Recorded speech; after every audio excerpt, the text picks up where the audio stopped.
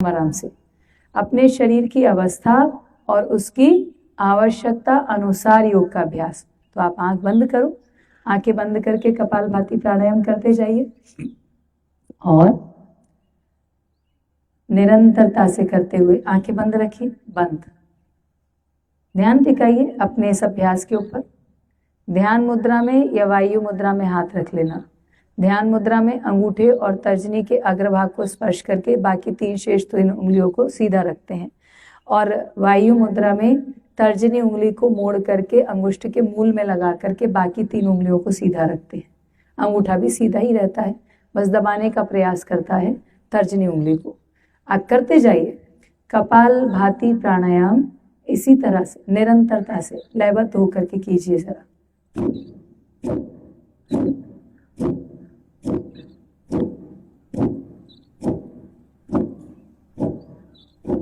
करते जाइए, शांत हो जाइए अंदर से। अपना ध्यान अभी तक आपने श्वास पे टिकाया था, अब जरा ध्यान से सुनिए। अपने ध्यान को ले जाइए उस अंग के ऊपर जिस अंग में समस्या है। जैसे कि कल भी बोला था, आज भी बोला, इसको और साक्षात्कार इसका करेंगे कि क्या अनुभव होता है। आंखें बंद रखते हुए, कमर सीधी रखते हुए, मन में सहजता, चेहरे पर सहजता, बहुत सहजता के साथ में। अगर किसी को घुटनों में दर्द है तो अपना ध्यान घुटनों में ले जाइएगा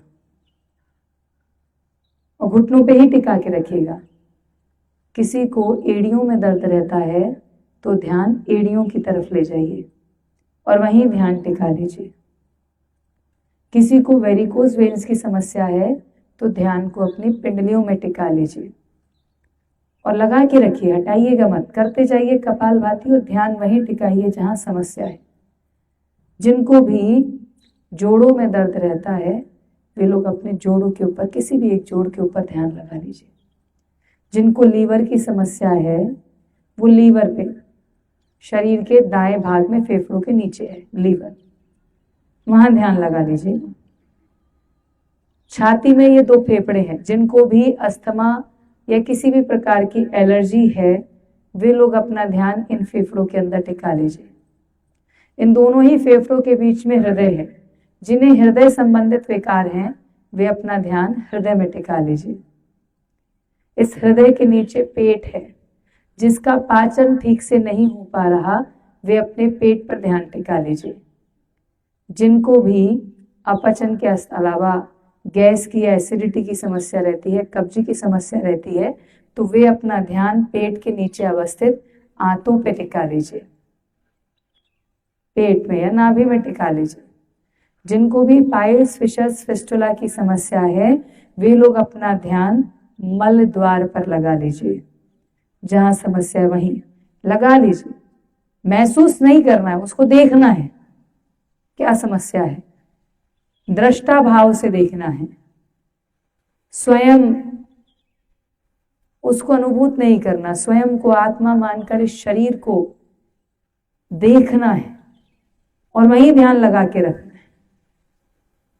जिनको भी कमर में दर्द रहता हो बहुत आराम से करना और अपना ध्यान कमर पे लगा लीजिएगा। जिनको भी गर्भाशय से संबंधित समस्या हो महिलाओं को तो अपना ध्यान गर्भाशय पे लगा लीजिए। पुरुषों को प्रोस्टेट ग्लैंड से संबंधित समस्या हो तो ध्यान प्रोस्टेट ग्लैंड पे लगा लीजिए।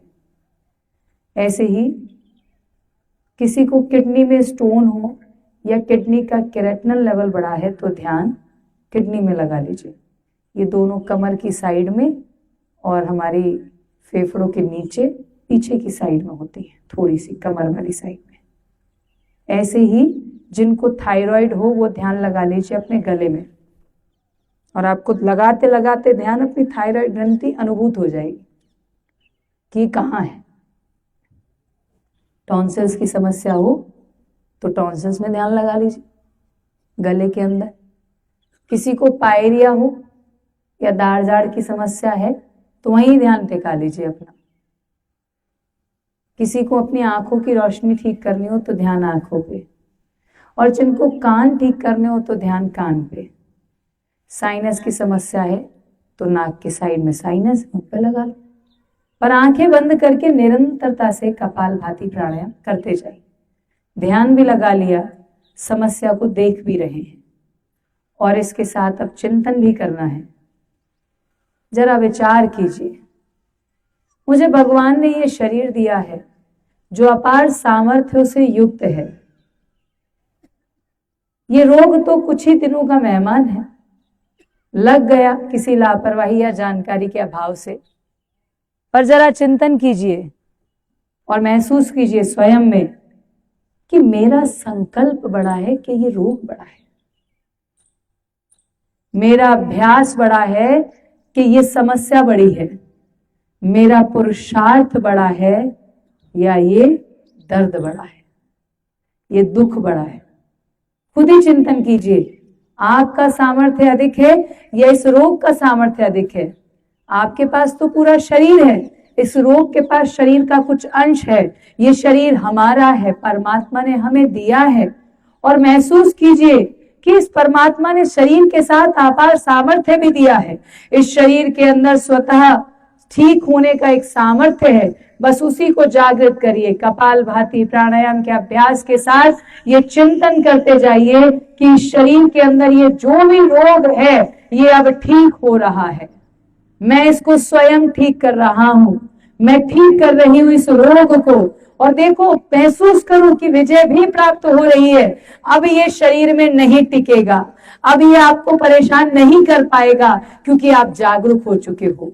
महसूस कीजिए कि हम उस परम पिता परमात्मा की संतानें हैं, हमारे अंदर अपार सामर्थ्य है।